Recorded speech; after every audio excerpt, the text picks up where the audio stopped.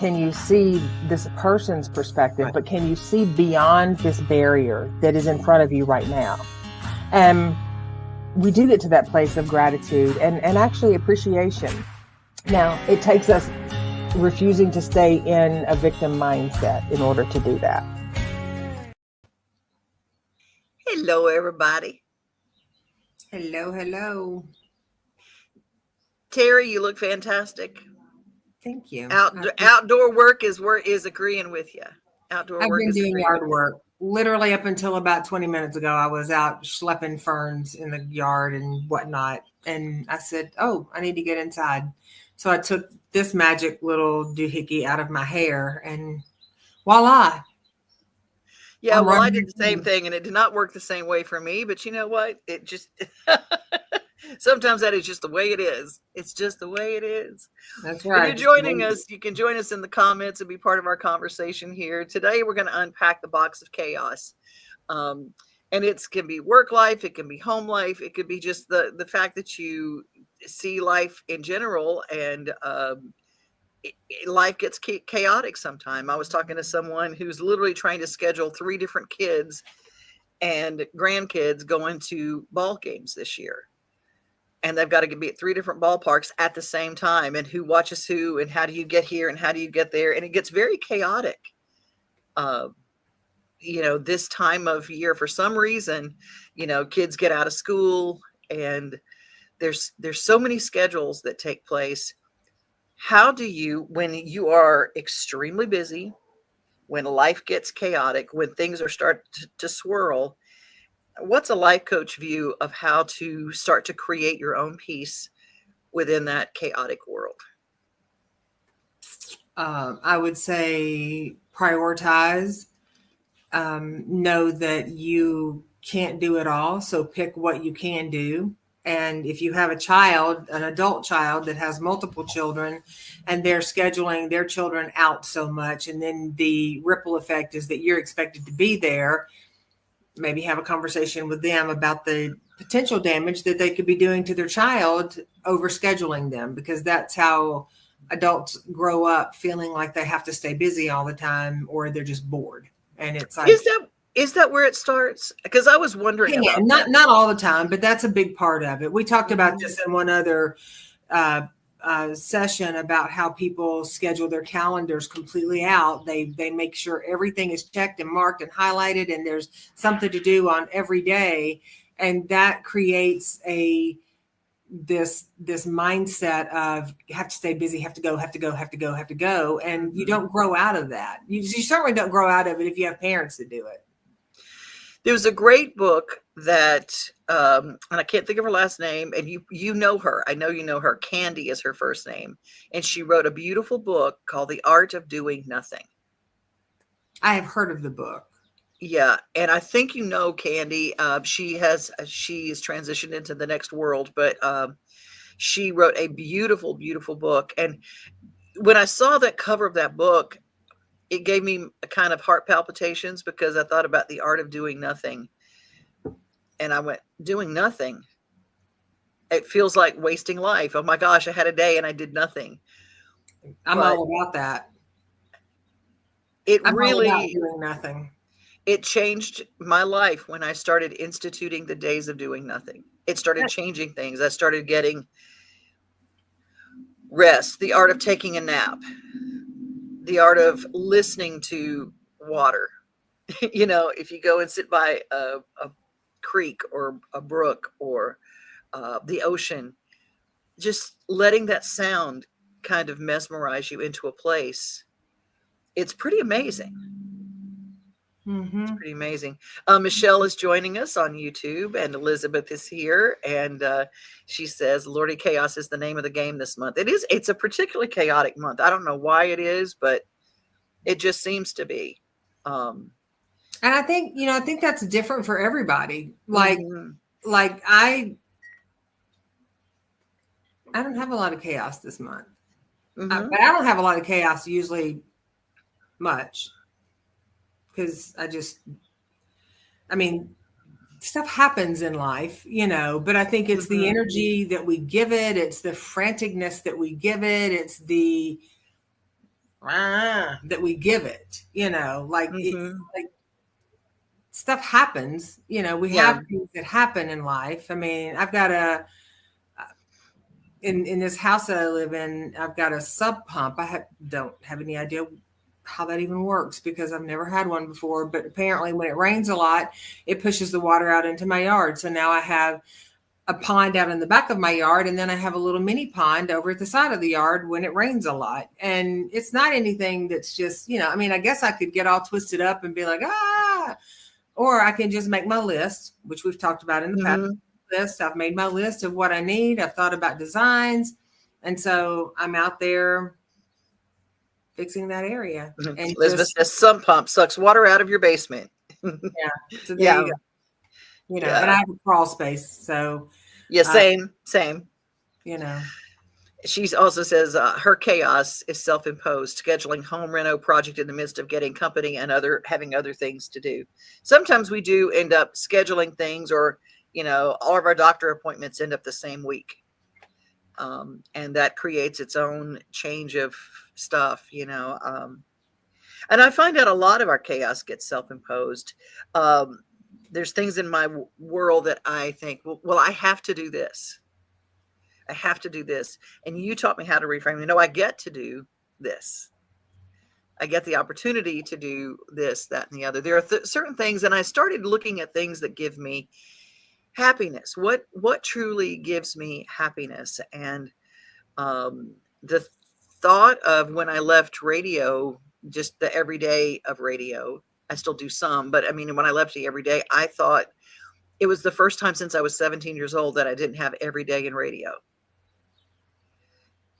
I think there's a chaos to the nothingness, to that first day that you wake up and you don't have a show to go do, or the first day that you wake up in retirement. I hear this a lot with retirement friends who are retiring, and they wake up and there's that little uneasiness at first.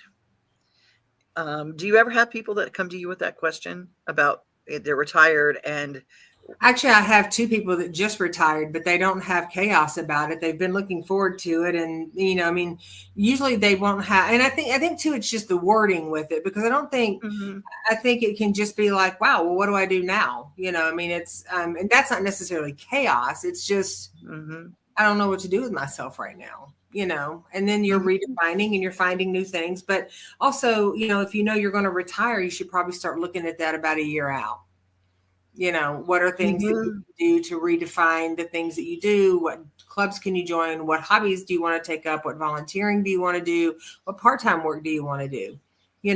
And start being solution-based thinking and proactive, so that when you do retire, people typically have some sort of grief around retirement, even if you can't wait to retire, because there is a complete, for however many years you've been going in and chasing the cheese, and the block of cheese has been here, the people have been here, everybody has been in this routine, and it's just a shift in routine where it changes your routine.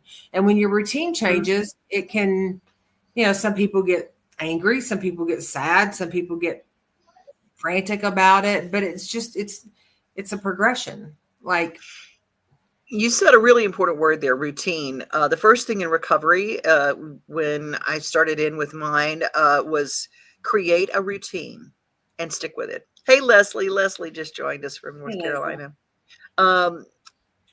Creating a routine when something changes. And I find this, I have one friend who is really dealing with empty nesting.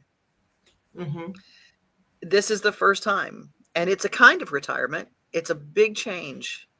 And I know that you've been through that, the empty nesting, the thing where they do. And I don't have children, so I don't know exactly how that works, but I know that there's the feeling of being untethered a bit. Yeah, I think it goes both ways. I think that kids that get out and go to college, most children will say, oh, I can't wait to go to school. I can't wait to get away from my parents. I can't wait to do this. I can't wait to do that. Then you have other kids that are like, oh my gosh, I don't want to go. I don't want to go at all, but they end up going. And two, with that, again, that's one of those things you start preparing ahead of time instead of waiting to the last minute. But yeah, there's a sense of, your a lot of times people will say, well, what do I do now? My identity has been in being said mom. And so Right. now what do I do? Because I won't be needed. I mean, when my daughter went to college, I remember was very active in her sports, very active in, when she was little, coaching her in stuff, active in her schooling stuff with her, if they were doing fundraisers and that kind of stuff. Mm-hmm. So a lot of not all of my identity, but a chunk of it was Mama Pew. And that's just Mm-hmm. called me, and that's what, and now when I see, or when I was in Tennessee and I'd see them on the streets, or they'd see me on Facebook, or they'd reach out or something, I have one girl, they've been out of school now since 2011. And I just Mm-hmm. had one of her classmates that was a year younger than her reach out to me a couple of weeks ago and say, I was just thinking about you. I remember those cupcakes you used to do for the fundraisers, and they were so pretty and they were so delicious. And I would love to know your recipe. And I said, girl, they were boxed. Like, it was jarred icing and Betty Crocker cupcakes, and she was like, you're kidding. And I was like, no, but I mean, that's like, you have an impact on people, Mm-hmm. and you have that identity. And when they go to college, then you have to start doing different things. And, for parents, that can be challenging. Mm-hmm. Is there a grief? I know that you specialize in grief, but is there a grief in those kind of changes when you're changing your whole identity? Is there a grief in that? Did you go through that 5 stages of, so to speak, grief? No, the 5 stages of grief that Dr. Kubler-Ross designed were for people who were terminally ill and transitioning, like they were actually Mm-hmm. facing their end of life. So those 5 stages are for people who are facing their end of life. Though that's what I would call end of life loss, or end of Mm-hmm. life grief. Then there's the living losses and the living grief, which is, it's all the different chess players and all the different life experiences that happen, and the things that you grieve with that. And yeah, people grieve. Empty nest has a grieving. There are some people that will say, I can't wait for my kids to be gone. And maybe they don't grieve, but the majority of people that I have worked with, both the child and the parent, has some sort of growing pain from that. I mean, they're not, Mm-hmm. well, I can't say they're not all in bed. Some people are in bed and immobile because they are pretty enmeshed in an unhealthy way in their kid's life. And so it Mm-hmm. just throws them for a loop. And then other people are like, okay, this is going to be happy, sad. And, Mm-hmm.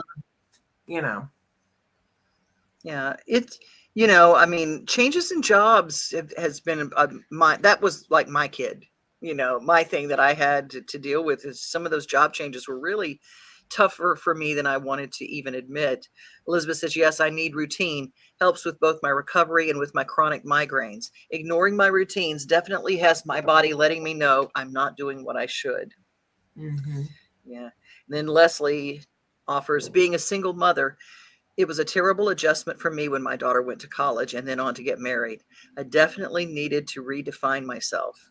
Mm-hmm. Well, if anybody in the world has redefined themselves, it is Leslie.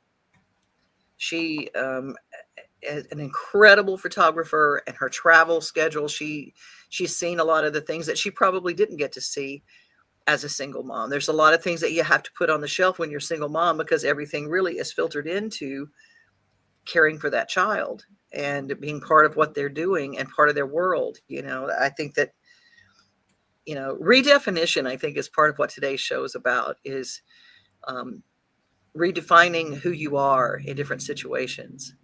I mean, because the most important thing, whether you're in chaos, whether you're in loss, whether you're in grief, whether you um, are experiencing a big change, all of those things do not define you. You define you. Right. Um, Right. Well, and, with having a child that goes away to college, I do know that, parents, particularly single moms or single dads, they do have to put a lot of what they love to do on the shelf. But I'm never an advocate for just putting everything on the shelf and And some people won't agree, and that's okay. But I think that you have to, just as much as you're a part of your child's life, your child has to be a part of your life. So they need to be able to see you be healthy and to see you take care of yourself and to see you have things that you enjoy doing. Because otherwise, when they get big, if you're not imprinting them and modeling that to them, then they feel lost when they get older, because I don't have any hobbies. I don't know what to do. I don't know, because they've never seen that modeled to them. Yeah. And what about that child who grows up and says, I don't want to have children right now? So, but they haven't seen you be childless. They don't know how an adult woman or a man feels like in that situation. Leslie says, thank you. And she's living her dream. Thank you, Leslie, for being here tonight. Elizabeth says, what feels chaotic to me now is nothing to what my chaos was like before I got sober. Chaotic days and weeks are just part of life. I've learned how to not let them get the better of me. Learning how to say no is a big part of the routine for me as far as chaos. Knowing when to shut down, when to turn your phone off, when to say, no, I'm not my best now. I just can't at this point. And taking a day, if it means a day of sleep, sometimes I need a whole day of sleep on and off throughout the day. I don't need a week of it, but a day every now and then. I do need to, have, romance movies on in the background and kind of snooze throughout the day, and just take a day to do nothing, as it were. Yeah. Well, and I think too, another part of that is, again, defining, is it just a rushed day? Is it a completely rushed day, or is it a rushed hour? Is it, if you define it as chaos, then we all know what chaos is. It's crazy making. It's out of control. It's overwhelming, but maybe it's not.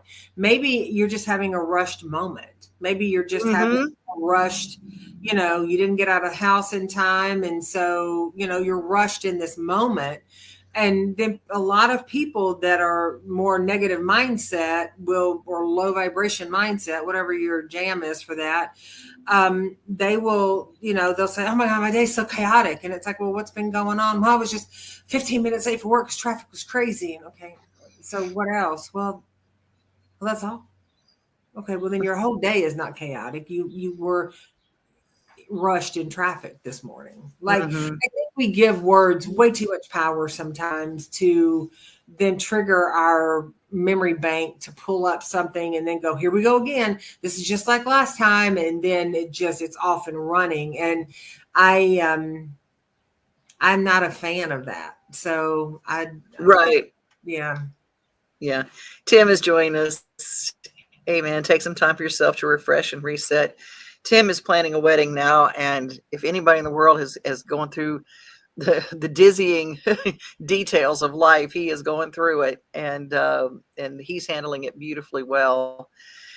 I think a lot of times when we leave, like for instance, if there is something that is truly chaos, when you live at home with someone who is in active addiction, or a parent or two parents are in active addiction, and you are the child, you feel very out of control, but then you get out on your own, you have to not have the urge to fill your life with the familiar feeling of that chaos you grew up in. I don't mean with other addicts, but sometimes you fill your life with things. I think that's where I was listening to a book on tape about decluttering, which is what I listen to a lot of things to help me get out of that saving things mentality, because I realize that I'm 63 and I have no children. I go, well, who am I saving this for?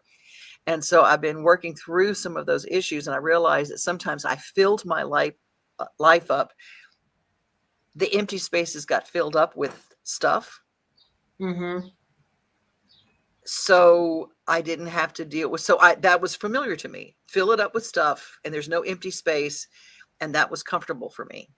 And then you start going, okay, that might be the issue. And so I started uncovering some of those. And I don't know if anybody else ever deals with that kind of situation. And it's not to the point of being a hoarder, but at the same time, I'm certainly a clutterer and a saver of things.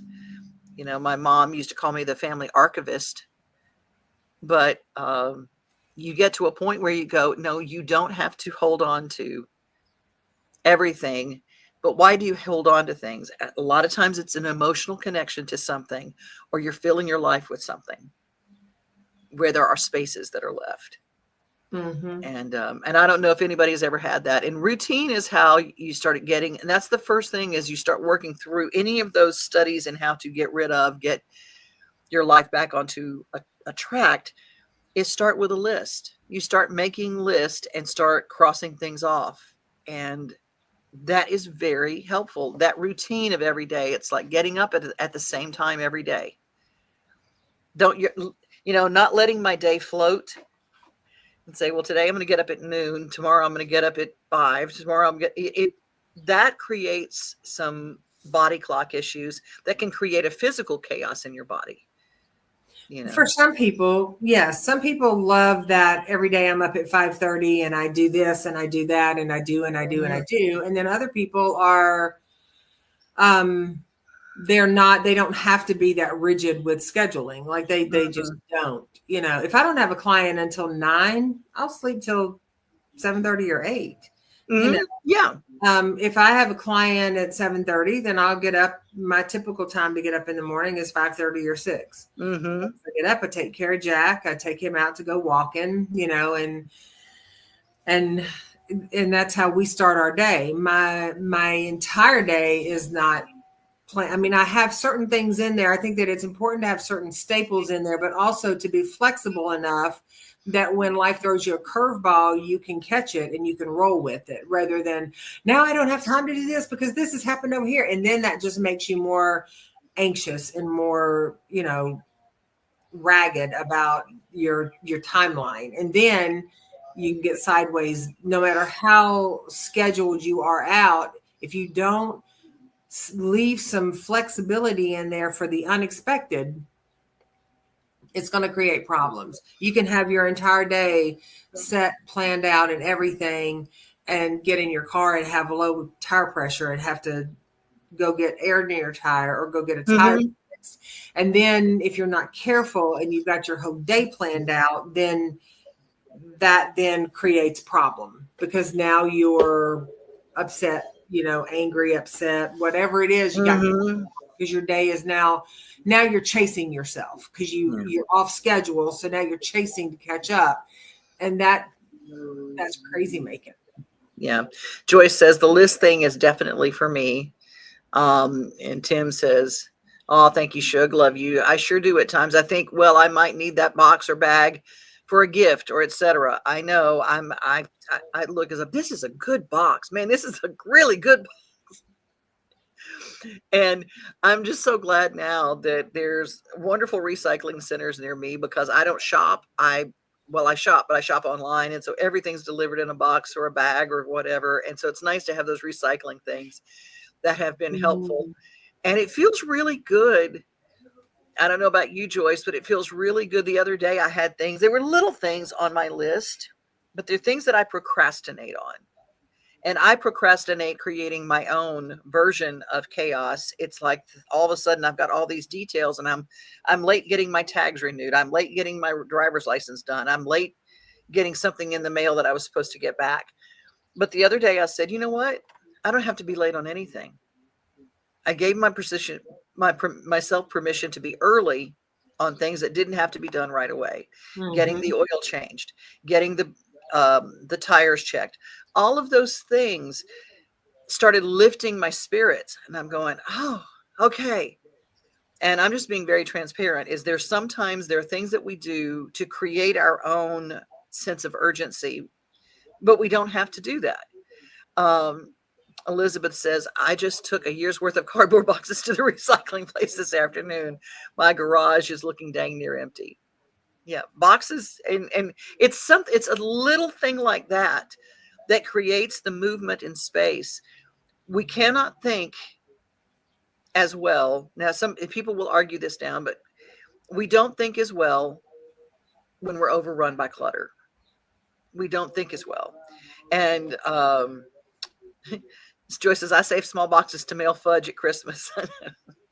Of course we do. And you make some darn good fudge, Elizabeth says, it's a behind closed door. I don't need to worry about it. Yeah, we do that. We do that with garages and closets, or the junk drawers at the top in the kitchen that we just shove everything into, that has old batteries and extension cords and pencils and pens and things like that. We all have that stuff. But you are the queen of getting rid of. Teri gets rid of things. It's amazing. You get rid of clutter. Do you ever regret what you get rid of? Mm-mm. No, because I know that if I am rehoming something, if I've spoken to somebody and they like it, then I know that they're going to get use out of it.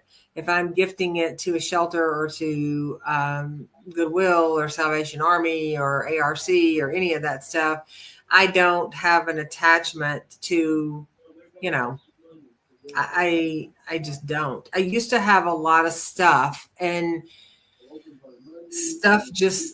I just don't like a lot of stuff.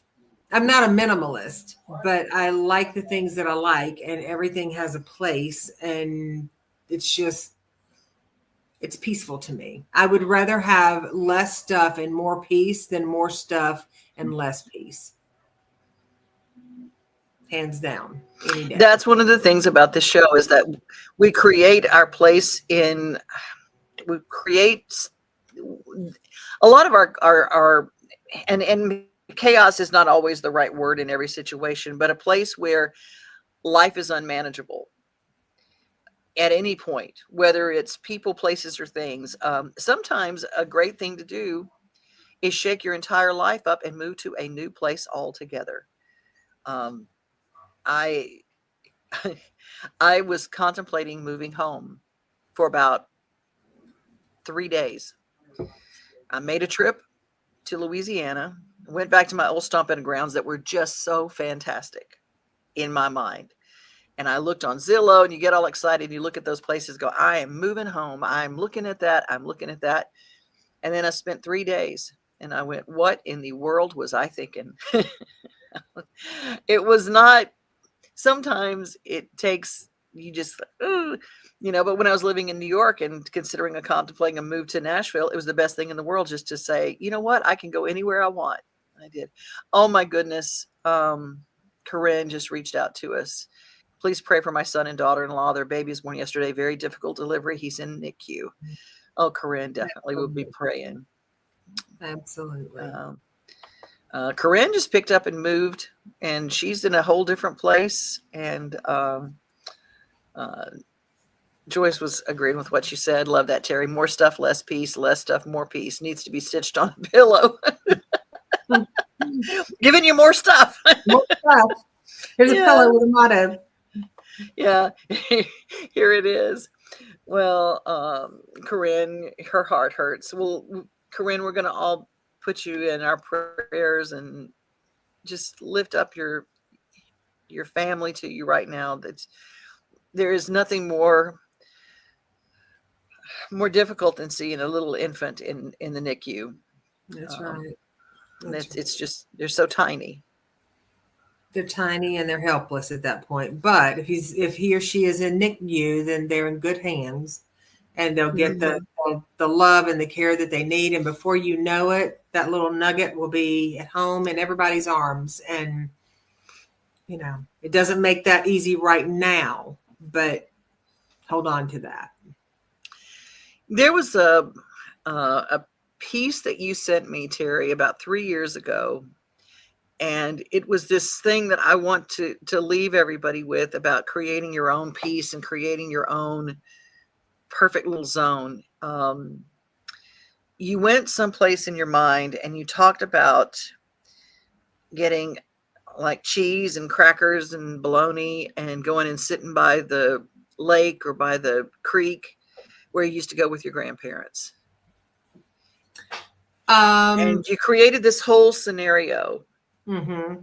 And it's not, maybe we can't recreate, and maybe we don't have those people with us anymore, but how can we create that mental place of where our peaceful moment was? Well, anytime you're doing a visualization, you're going to engage all of your senses. And this is one thing that people get they get a little askew with it when they start to, they're like, well, I'm trying to think about that time I did this, and, where's my happy place? And they'll, they're like, oh yeah, my happy place is, what they'll say is, my happy place is at the beach. So I'm thinking about being at the beach, but they're actually, in order to have that visualization, to create that peace pocket, you have to get into a state of mind where you're quiet and you transport yourself there. So that means you transport yourself there and you listen and you hear the waves, and even if you're sitting in a chair, you put your hands down like you're digging in the sand with your hands, and the sand on top is hot, and then you dig down deep, and it's just a little damp and it's cooler down there. And you transport yourself there so that you're in that place, and your body will release the hormones and the chemicals that allow you to just decompress naturally. Going to, taking cheese and crack, because that was like my grandmother's thing. Like, they did not have a lot of money, and so anytime we were going to go on an extended car ride, which the longest car ride I think we went on was to Beach Bend. I think that's in Kentucky now, or it was in Kentucky then. And it was cheese and crackers, or bologna and cheese and crackers, and just little bite-sized sandwiches. And and so just transporting yourself so that you have that. But then also, if you're at the grocery store, I mean, I don't eat bologna these days, but if you're at the grocery store, get you some cheese and cracker. Or if you eat bologna, get you some bologna, and recreate just those little things, and allow yourself just to have those little moments of, this is good for my soul. Those stopping moments, they have to be like life is not a race. You have to have pit stops where you allow yourself to check in with the things, whether it's loved ones who are not physically here anymore with you, or whether it's friends that you haven't seen in a long time, or whether it's, dreams of a healthy grandbaby in the future. You have to create pockets where you see those things already happening, because those, in order to engage your five senses and get that going, that practice of visualization, it's huge, because once you set it in motion, your brain is aware that it is not just a possibility, but it is a probability, because you've given your brain permission to create it. That our brain trips us up on so many things because we haven't done it. So the brain goes, I don't know about that. That's hard. But once you silence that brain and you allow that to happen and that visualization unfold, there's nothing you can't do. We've talked about the vision boards that I did at Riverbend with the guys, and every one of those gentlemen that have made parole, the things on their vision boards, they are living those things today. They have homes, they have jobs, one of them is graduating with his master's degree next week. Like, they have visualized what they wanted, and not just, I want a house, but they visualized what that house looked like. Like I was telling you about the client that visualized in North Carolina. She had gone and looked at multiple houses. She just wanted a house. And I was like, but what does your house look like? And she got into that place, and we visualized what that house looked like. And when she went down to see 3 more houses the next weekend, it rained on the last day, and she wasn't going to go see the last house. And when she went to see the last house, I got a text with a picture of the house. And it was the very same house she had visualized, all the way down to the front door being a particular color and opening up a certain way. It was the house that she had visualized. Now, does that happen for everybody like clockwork? No, but it has to do with our ability to believe. We don't have to see it before we believe it. We have to believe it before we see it. It's so interesting. I think this whole show was to get to that particular exercise, because that has stuck with me. I still have it. That piece that you sent me about visualizing and it was very sensory. When you go back to that place, if you're in the middle, I don't care what chaotic moment it is, whether it's home, work, life, whatever, you can take moments. You can sit in your car, you can go out in the backyard, you can sit in your recliner in your living room, you can get right in the middle of all the stuff going on, and you can create your visualization. And what does it taste like? Exactly. What does it smell like? What does it feel like? Everything tactile. Think about all of those things about all the vivid colors. And I did this with you when I first started working with you, and it was so helpful because my place is in the fishing boat with my dad. I was very young, and I remember these yellow ribbons of light coming down, and the end of the day, the golden hour of the sun was going down, and I was in my baby carrier with wrapped up in an orange uh, uh, life jacket. He wrapped me up in it. Dads do things a little differently, but it is that moment that I go to, and and the smell of boat fuel, the little, whatever, that motorboat smell of that fuel, the smell of the life jacket, the smell of the bayou water, and the way the boat rocked, the way that, and the way the sun came down. And that's where I go in my mind, in my place. It's where we can all go. Stonewall Thomas just joined us. Hi, Stonewall. And Elizabeth says, I'm visualizing my forever home. It's going to happen. Absolutely. There you go. Yeah. I mean, there's, and again, I've shared this before multiple times. I've had clients come to me, and while my primary is grief and loss, but I've had clients come to me, and when they want to work through their little stuff, and and I'm like, well, let's work on what is your vision for yourself, and they're trying to be funny because they're too afraid, really, sometimes to be to speak it into existence. So they'll say, well, I want to be an astronaut, or I want to be a fireman, or I want to be a Victoria's Secrets model. And, I mean, when they throw that stuff out, me, Devon, I just kind of look at them, because I'm like, I mean, is that really what you want to, and they're like, well, no, I don't really want to be that. And I'm like, okay, well, why are we playing games? Like, what is it? Like, what is your dream? I worked with a cardiologist some years ago that was a great cardiologist. But his vision was to be, I don't know what you call him. Elizabeth will Google this for us if she don't know the answer, because she's the world's best Googler.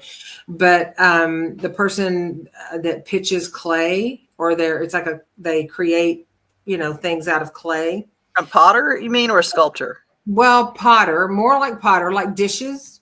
Mm-hmm. Oh yeah, potter. Yeah. Remember my dishes at the office in Nashville? He made those. Okay. And he wanted to do something with his hands other than hold hearts all the time, that's a noble thing, but he just didn't want to do that anymore. And then he visualized what his studio would look like. He visualized what he would, where to work. He visualized what it would smell like. He visualized all of that, right down to, taking the chunk of, clay and getting it wet and working it with his hands. He visualized himself in his Bermuda shorts and his Hawaiian shirt and his flip-flops every day going to work. And he's successful at doing that now. And he's done it for now 15 years. And he's probably retired now, but he's done it for 15 years and, loved it. And he visualized every bit of it. What way did ceramicists? There you go. He visualized what way his door opened up in St. Augustine, and was he on the water, or was he, facing the sunrise, or was he facing the sunset? He visualized all of that. And, and as long as we know that we're visualizing something, here's the key to it. You visualize it without holding it too tight. You visualize it and you set it free. And the universe, God, whatever your higher power is, your energy, your vibration attracts that back to you. So you don't have to take the first thing that comes along. If my client that went to North Carolina had taken the second house, on her last trip, she would have probably been disappointed. It started to rain, and she said, I don't think I want to go see this third house. I'm disappointed. I just don't want to do it. And the realtor said, well, it's a really cute house, and I've got umbrellas. And she was like, okay, I'll do it. pulled up to the house, and there it was. So Wow. don't stop short. Don't stop short. Yeah, don't stop before the miracle happens, as they say in my fellowship. I mean, I think that's kind of the where we are, and whether it's visualizing or whether it's creating your happy place mentally in your mind, there is a place in your spirit. I don't care how traumatic, how bad, whatever.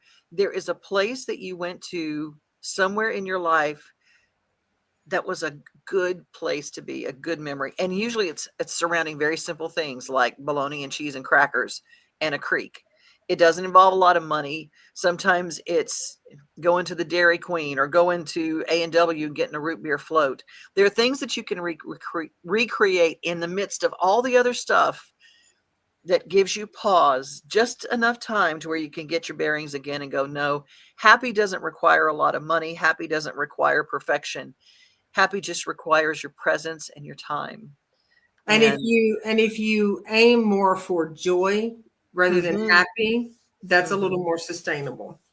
Yeah, I can't tell the difference in those two. Before we get out of here, the difference between happy and joy, because to me they're the same thing. Well, with the work that I do with people, joy is a state of being. Happy is like angry. Happy is like happy, sad, angry. They are more temporary pockets. Oh, I'm so happy at the birthday party. But joy is a place that you, at the end of a day, no matter how stressful your day, no matter how chaotic your day, that's your resting place. You will come back down to a resting place of you're a joyful person. Nice. That doesn't mean that you don't have sad moments. It doesn't mean that you don't have chaotic moments or angry moments. But, we know people who at the base of their existence, they are they lean more towards things are positive and things can happen, and not positive and toxic positivity, but just they have a lighter leaning. They lean more to a lighter side, where some people at the end of the day, they're just curmudgeons. Yeah. Well, homework versions, you guys, if you want to do some homework, I want you to think about what that moment is mentally. You can go back to that was a moment that sparked joy within your life, something that you have held on to, and maybe it's way back in the memory banks, but I want to encourage you to write that down and explore it. Write down the details of it, because if you write down the details of it, sometimes you can go there in your memory banks a little bit easier. What did it taste like, feel like? And maybe it's not, maybe you didn't feel like it was some sort of woohoo joy, but maybe it was peace of mind. Maybe it was content. Maybe, I loved sitting in my grandparents' backyard and taking clover and pinching it and then sticking another one through it and pinching it and sticking another one through it and making the clover necklaces, or taking in high school the Wrigley's gum and folding it up and making the chain out of it. Like that was it, right? It's just like absolutely. I loved those. That was a great moment. I can go back to that moment too with all my little friends, and we'd all sit down there and make those chains, and it was just so much fun. We'd make little clover jump ropes. So don't get hung up on a word. Go for the feeling, because sometimes if you've had a hard 5 years, 3 years, 2 years, 1 year, 15 years, it can be, I won't say it's going to be, I'll speak that into existence, but it can be challenging if you're looking for joy, because joy tends to be more upbeat. And so what is that peace of mind? What is that place of contentment? What is that pocket of peace? And it could be a bunch of things, or it could be one specific thing. Well, thank you guys for joining us today, and I hope that you find your pocket of peace. And no matter what, and whether you call it chaos, or whether you call it the black dog, or whether you just call it meh, You know, it's not some bad thing. You guys are a big part of what we do. We couldn't have the show without you. Leslie says, have a great evening, everyone. See you Tuesday at the Opry. EB and Devon. Well, I can't wait to see you either. Look forward to seeing y'all at the Opry. There's joy all around us. There's joy all around us, just waiting for us to pick it up. I mean, it's just laying there. It is, and there's stinky shit all around us too. So just be careful when you're picking up what you're picking up. That is true. Sit in a true Terryism. Just be aware. You know. Perfect. Well, I'm gonna let you close this out, Teri. Well, as always, we thank you all for joining us and sharing your thoughts, your words, your wisdom, and yes, you too, Annie. Have a great rest of your week. You know, as you're making your way through this next few days of the week, you know, check in with yourself. What is a memory? It doesn't have to be a grand memory. Maybe it's a small memory.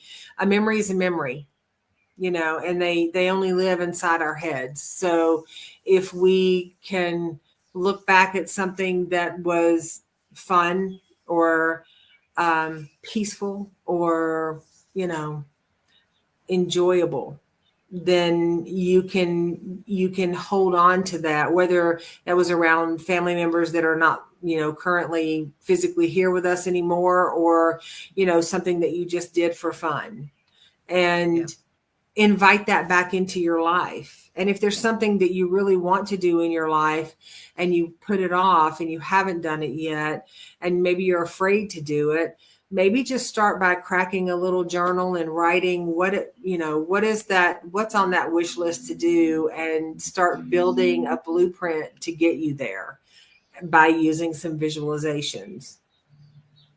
And so, yeah, all of that said, have a great rest of your week and increase your peace. Bye, everybody.